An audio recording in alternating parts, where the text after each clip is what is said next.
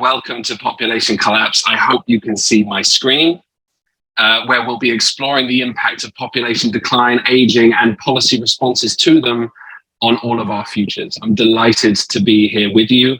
My name is 𝗪𝗿𝘁𝗵. I'm Director of Learning at Meta Future School, founder of Futurely, and also a youth foresight consultant at UNICEF. It's a real pleasure to be here with you to test this prototype game on population decline, the first time we've done it. So I'm joined by 5 fantastic facilitators who I'm going to introduce you to in a moment, once I've done a bit of a presentation introducing the session. So let's get started and explain the project and the rationale. So my wife and I had a baby last year, and one of my first thoughts was, phew, everything works. So the science is telling us that men today produce fewer sperm than in the past due to environmental toxins and other things. So it was no guarantee, right? And secondly, I thought, can I afford this child for the next 18 to 23 years of his life? You know, with how expensive healthcare and schooling and the like are. And thirdly, I wondered what kind of future my son will live in when he reaches his 30s like me in 2050. You know, what challenges that we face today will he no longer face, and what new challenges will he have to navigate? Now, futures thinking is not about prediction, we know this, but there are some things that we know, like how many people are being born today. We know that the replacement rate for populations is around 2 children per woman and a little bit, so enough to replace both parents. In 1963, the average birth rate across the world was 5 babies per woman. Today, the average is 2.01 babies per woman, and it's decreasing faster than many demographers thought. So by the end of the century, according to a recent Lancet study, most countries in the world may see their populations halve. So let's look very briefly at the history of population. So in the pre-industrial world, population levels were relatively stable. In ancient times, right the way through to the colonial era, for example, the biggest factors impacting population was disease.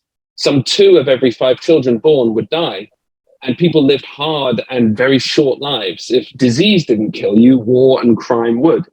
But in the 18th century, the trend bends upwards.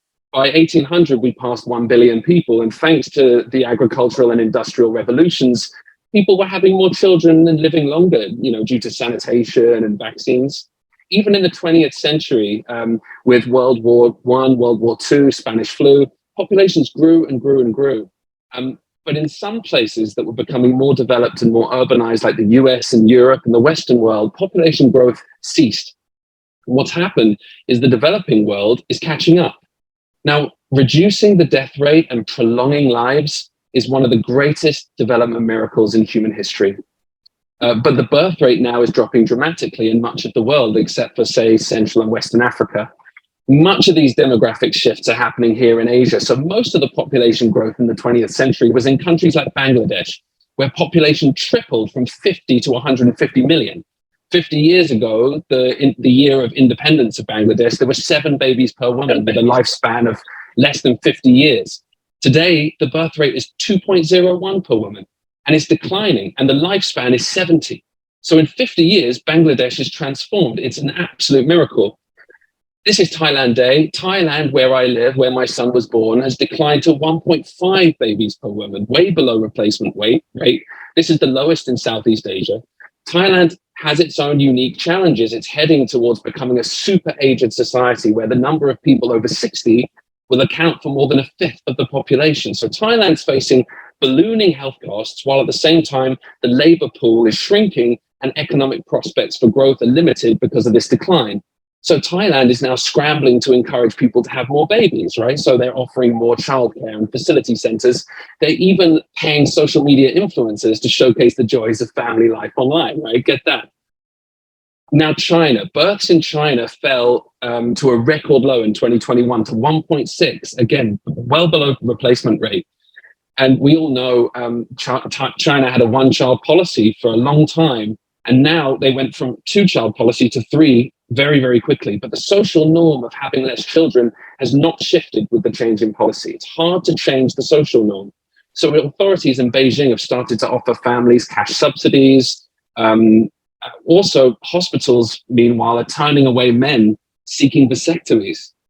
And some schools are actually reducing access to sex education. And beyond that, family planning as well is becoming less accessible. These are scary seeds of change. Japan is the world's laboratory for learning about aging and population decline. Already, adult diapers outsell baby diapers in Japan. The country's population dropped last year by 628,000 people. That's the biggest natural decline since data became available. 30% of the population is over 65 years old. Why? Well, their post-war baby boom was really short. Japan leads the world in terms of life expectancy, and there's very few immigration flows into the country. So the government is introducing policies to incentivize people to have more children, including cash incentives and free preschool, but the results are really mixed. So the further out you go, the harder it is to predict what's going to happen. And there is some debate between demographers, but they do expect that by 2050, global populations will increase to either 9 or 10 million as large youth populations age, right? It's inevitable. But much of that growth is going to be in Central and Western Africa. But then it will start declining globally. There'll be 5 billion people in Asia, 2 billion in Africa. That's a doubling of Africa's population by 2050, and 1 billion less elsewhere. Please do turn on your mute, if that's okay. Thank you so much. Now, what about the impacts on the future? Well, they look different depending on who you talk to, right? So if you ask Elon Musk, he'll say, I think the biggest risks to civilization is the low birth rate. Please look at the numbers. If people don't have more children, civilization is going to crumble. Mark my words. He's on the record saying this multiple times. But if you speak to an economist like Sarah Harper, she'd say this idea that you need lots of people to defend your country and to grow your country economically, that's really old thinking. I do a lot of work with young people, and when I speak to young people, most think it's just a great thing for the planet. You know, the population decline is going to help reduce the impacts of the climate crisis. Now, implicit in all these statements is a great deal of assumption, and it says a lot about how each group sees the future. So we want to figure out today how you see the future, but first of all, I just want to ask a question in the chat. There are many factors at play, as you can see, but I'd love to hear just in the chat what you think is driving declines in birth rate over much of the world. What do you think is say, if everyone just shares one factor, what do you think is the critical factor that is reducing the number of babies being born these days? So just share in the chat. Let's see what you come up with. Pollution. Okay, so pollution can have all kinds of impacts. Stress, cash. So maybe there's economic implications. People are reluctant to have children because of how expensive it is to have a baby these days. General pessimism, absolutely. Pessimism about the future. Kate says cost of living, especially for younger people, welfare. Economics is coming up a lot. Pollution and finance. Aging, females have kids later. Kids have always been a pension, social security, yes? Competition for our attention. So there's a few trends coming in the feedback here, just hearing from you why you think people are having less children. And these are all potentially factors. Shadi says not wanting to traumatize children. So maybe the traumatizing impact of existential threats like climate change, for example. We see climate anxiety sweeping the world right now. There's other factors at play here too. Now, perhaps two things most crucially. One, growing urbanization is a significant driver. On a farm, a child is an extra set of hands. In a city, it's an extra mouth to feed. And there's less living space in cities, which makes large families more challenging. But also critically, and this comes out in the research everywhere you look, is the empowerment of women. Access, not just to family planning and contraception, but to education and to careers. When women are educated and empowered, they have more options. They choose to have less children. As Sehjatera mentioned, they have children later. Now, as we seek to try and address this issue of population decline and we adapt, we want to protect these freedoms, these essential human rights. But they're a great risk potentially as governments panic. So here's the situation. So let me just switch here. A sustained fertility rate lower than replacement level in many countries, including the countries I've just mentioned, especially in the West, will have economic, cultural, social, environmental, geopolitical consequences. And the policy options to adapt to continued low fertility while sustaining and enhancing female reproductive health and rights is going to be a crucial fight in the years to come. So why build a game around this topic? Well, first of all, most people think overpopulation is the issue. Actually, it may not be, and we need to raise awareness of this mega trend. Also, there's so much complexity here. The change is heterogeneous, meaning it's different depending on who you are, where you are in the world. Slide? And I think, as we've already tapped into in this short period of time, the futures of demographics are really complex. And so we need rules to make sense of that complexity. And like I said, what's crucial is, as we adapt to this phenomenon, we protect and build on human rights. Also, how governments choose to address this issue has implications for intergenerational fairness, which is already strained. Many governments, for example, continue to print money, kicking the can down the road and potentially bankrupting future generations, and they don't even have a chance to vote. Potentially shouldering the fiscal burden of aged societies on young people. So that's not fair. And we need to open the door to young people, and games can help us do this. And lastly, there are so many benefits to using futures to address this topic, right? First of all, it can help us better articulate the long-term consequences of population decline. It can help us surface, amongst this complexity, the transdisciplinary perspectives and solutions. It can create flexibility in decision-making, reduce risk by understanding the worldviews of multiple stakeholders. It's going to be a very participatory session, very diverse. We're looking forward to hearing from you. And it'll help us use the future to create change in the present.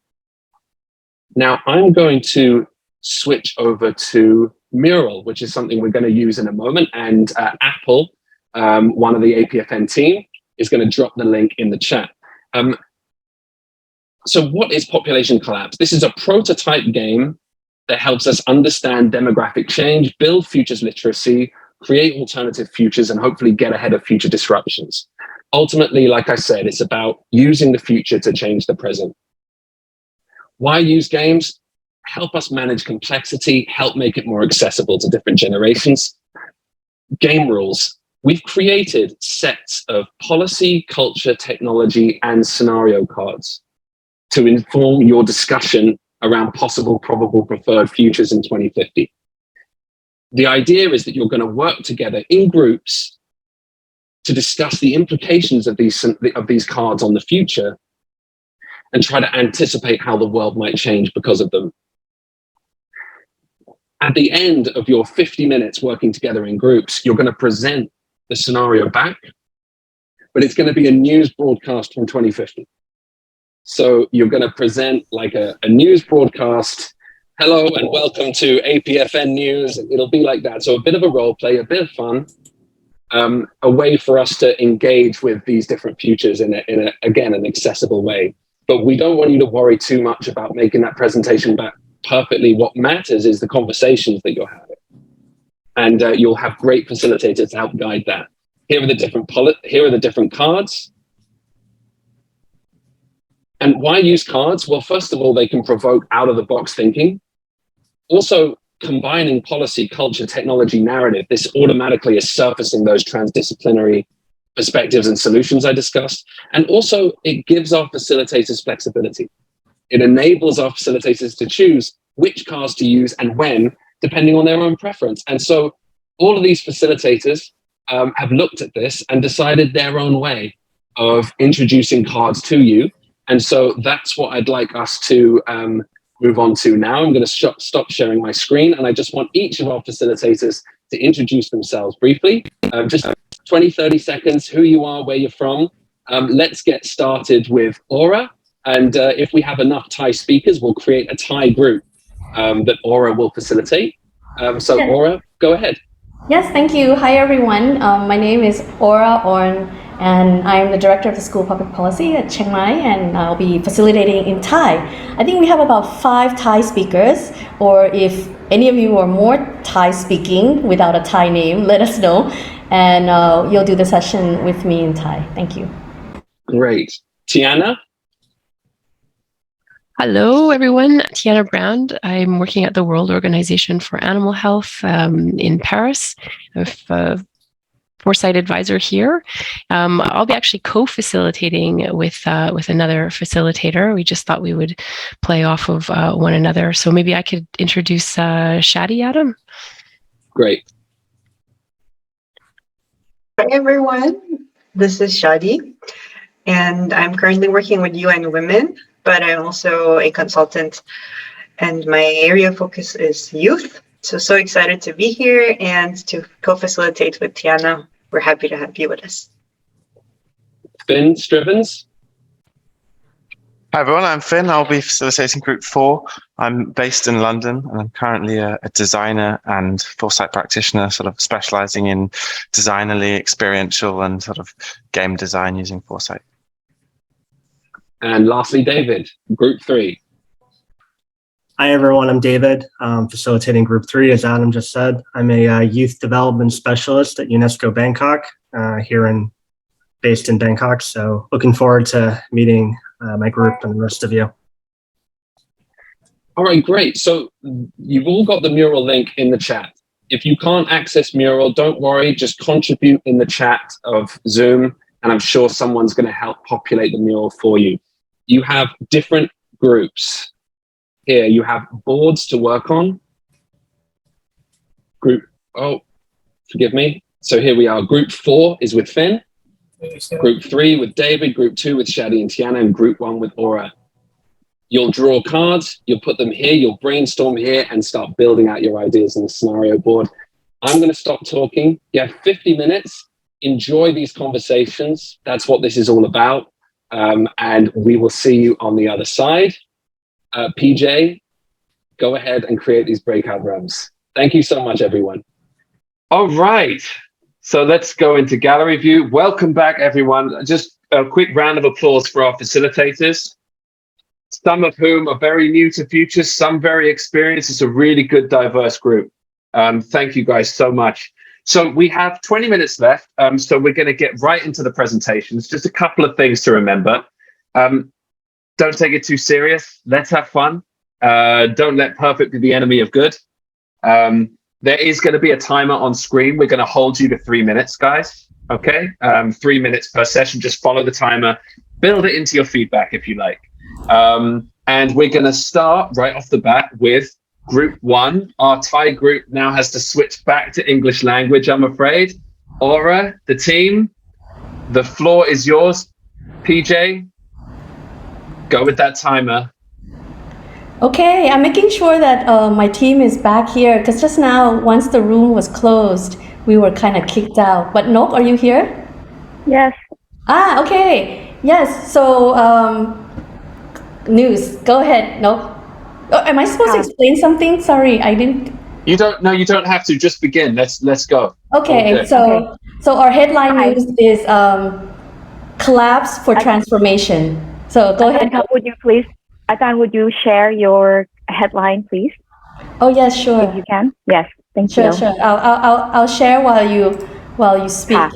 Hi.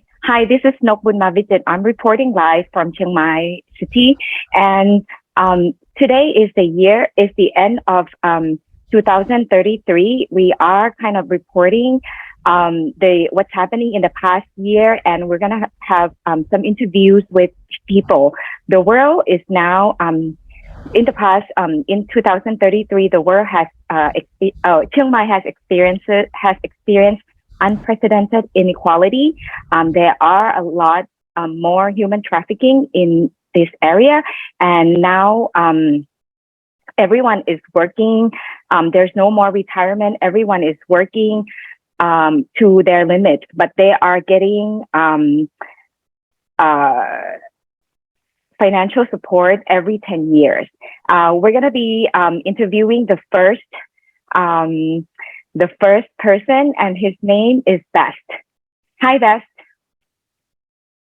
What was your year like? Hello everyone. I'm Best. I'm really happy right now. I sell my sperm and I have a lot of money. So I decided living with machine. So he's not machine anymore. He's my boyfriend right now. And Hanuman, he knows everything of me, and he can make me feel good and make me feel safe when I'm asleep. So this is my boyfriend. Congratulations, Best. Happy marriage, and that you had a wonderful year, I suppose. And how did you make a lot of money from selling your sperm? Of course, a lot. And why was your sperm in demand? Because I'm like smart. I'm looking good, and yeah, everyone loved me. Mm-hmm.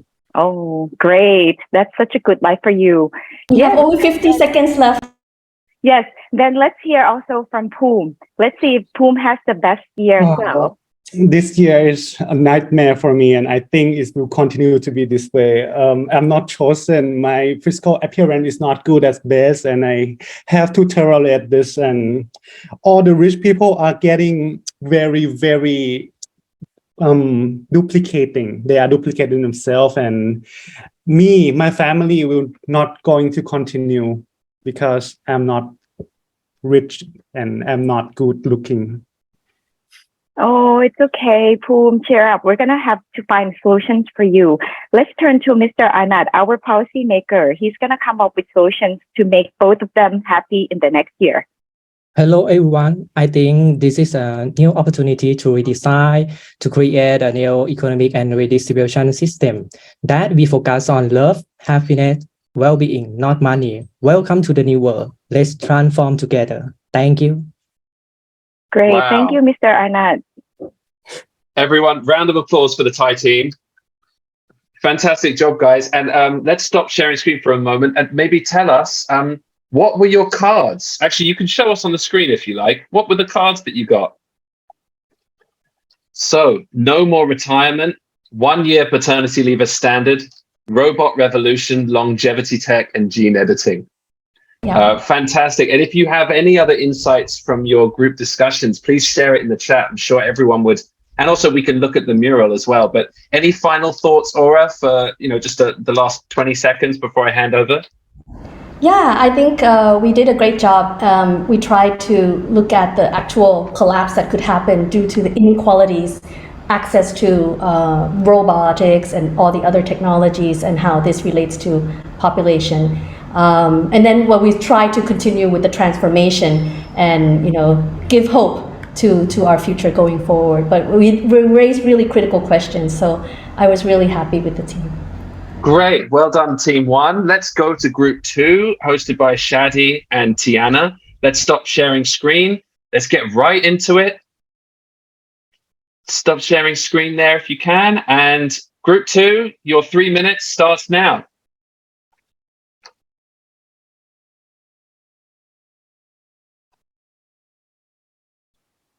Turn off your mute and present to us. Shadi.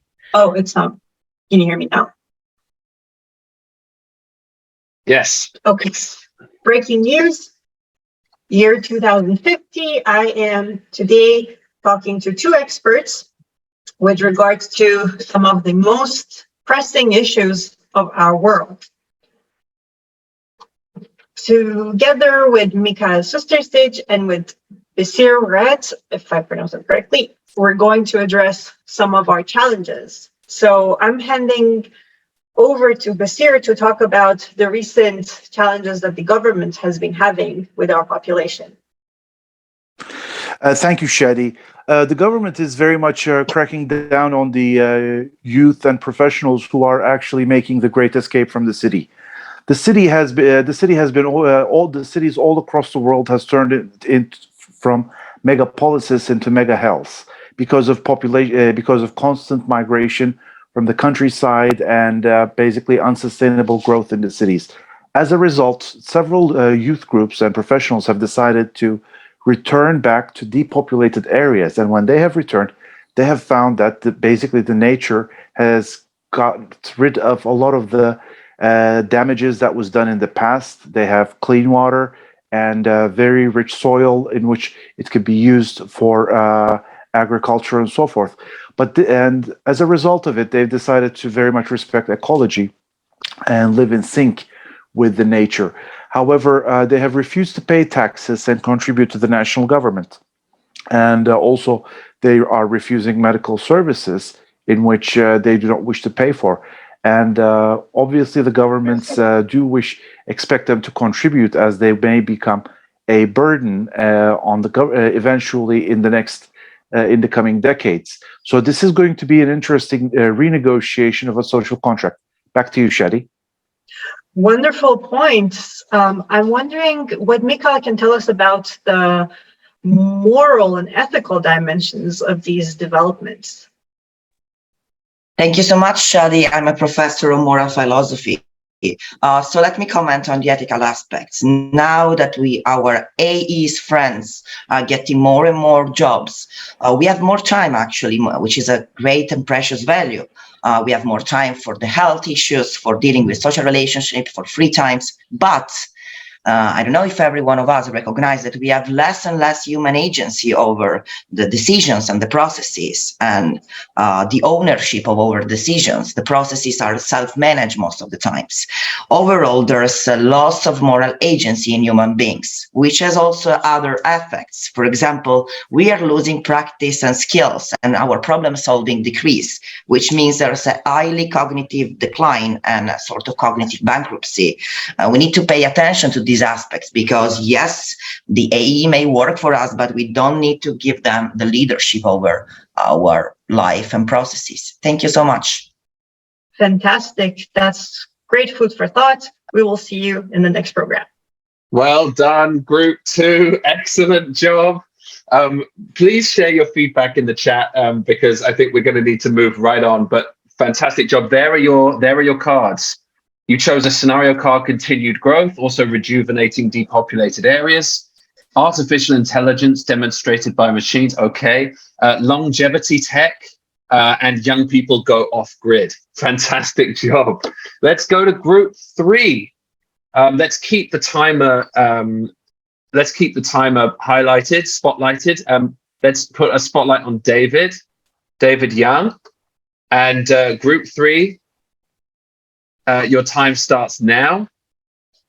Let's see it. Sorry to rush through this, guys. I just want to finish on time. Should I share my mural board? You don't have to. Okay. So I think we have one of our team is presenting. On today's news of 2050 today, my name is 𝗪𝗿𝗁𝗍 and I'll be presenting for Group 3. Silver sex workers, the pensioners selling their bodies for rent. We have interesting drivers driving the urban cities today. One is the nature of illiteracy currently rising. Then we also have alternative ways of finding intimacy. And there are several questions that keeps going around in the minds of people. With the advent of longevity for tech, young people are beginning to engage in crimes. News in details. The incumbent keepers of responsibility, time, and future generations are beginning to diverge. With the new rule of live longer and no sex rule applies, everyone is going rogue. Due to the longevity tech, people, even though they are living longer, are getting poorer in every sense. And then we ask the question, who are the real custodians? With human beings continue to live longer, we ask the question of what do we do with the rest of the time that we have? And as a result of this, we begin to have people living in cities not wanting to have more babies. And because more of the wealth are beginning to get concentrated in the hands of the richer people, in the hands of older people, younger people are getting innovative with ideas, then we have more entrepreneurs being accrued to younger people. Because of the ban on sex education, as well as sex education on social media, there is an increased way of searching for intimacy. And then we continually ask the question of what is the true meaning of value? Right about now, I would be bringing on Romano to add anything that he has on the news that we are currently sharing. Thank you.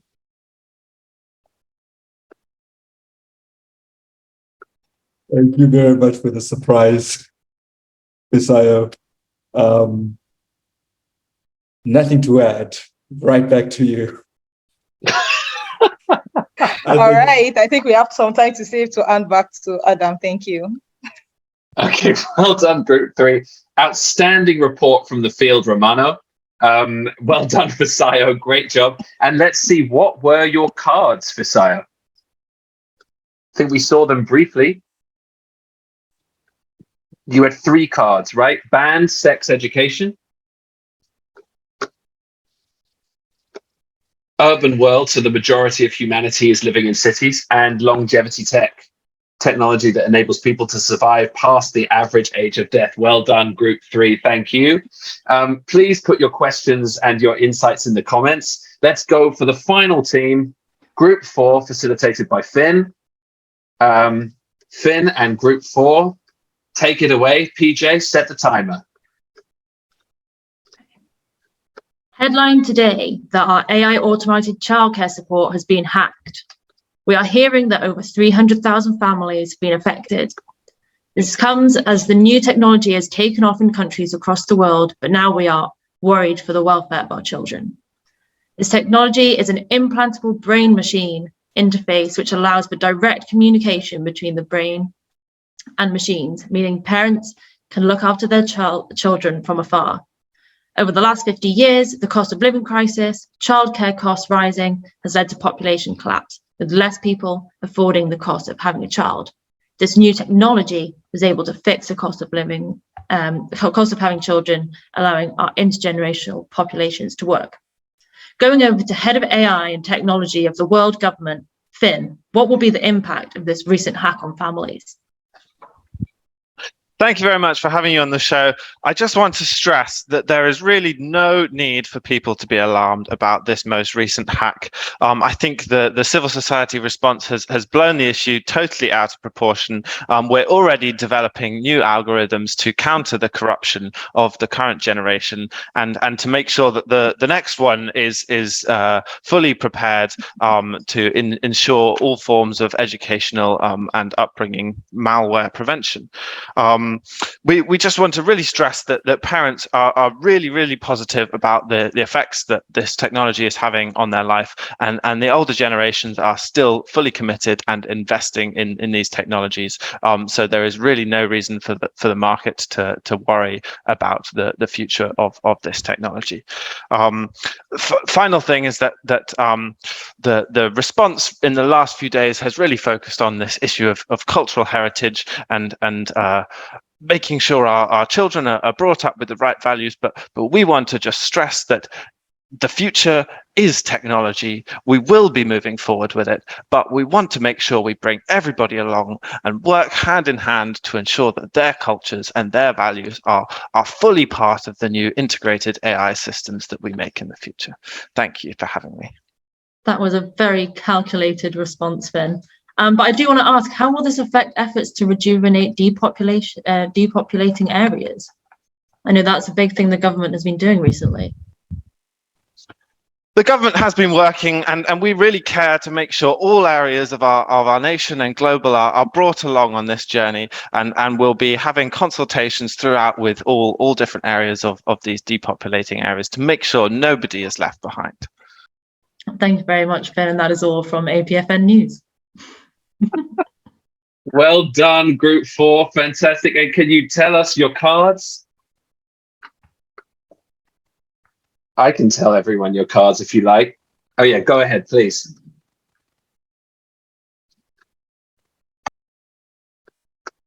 Okay, so sorry, urban I couldn't world. unmute myself. Go ahead. Go ahead. Go ahead, Finn. We had the majority of populations around the world are urbanized. We had rejuvenating, depopulating areas, implantable brain-machine interfaces. All over 70s have the buying power, and incentives for parents, including tax breaks, loans, and other financial incentives. Fantastic job, Group 4. And Finn, I think a career in politics beckons for you, may I just say. We only have a couple of minutes left, but in the time that we have left, I just wanted to show you what all the remaining cards were. And while we're still here, please do share your feedback in the comments. What was the experience like for you? And by the way, I'm happy to stay on the call a bit longer for anyone to talk about feedback and things like this. But here were the policy cards. So I think you can see ban sex education, 1-year paternity leave. We had education revolution, healthy cities, printing money, abortion being illegalized, restrictions in family planning. Let's look at the culture cards. The most fertile celebrated as heroes, intergenerational conflict, pregnant men on the cover of Vogue. Let's see, elderly music tops the charts, disability access everywhere, Africa at the center of the world, the end of sex and the end of marriage. Technology cards, artificial wombs, gene editing. You heard a few of these, metaverse, driverless vehicles, bionic eyes. You saw some of these factoring into the scenarios. And the scenario cards we used were borrowed from Jim Data and the Manoa School. And so there's great literature on the value of using these for particular scenarios in futures. I understand it's probably been a bit of a whirlwind for everyone, but I'm just going to drop a link in the chat. It's a link to a survey. We'd love to hear from you, what you think worked well in that game, what you think was missing, what do we really need to change, how could we strengthen it?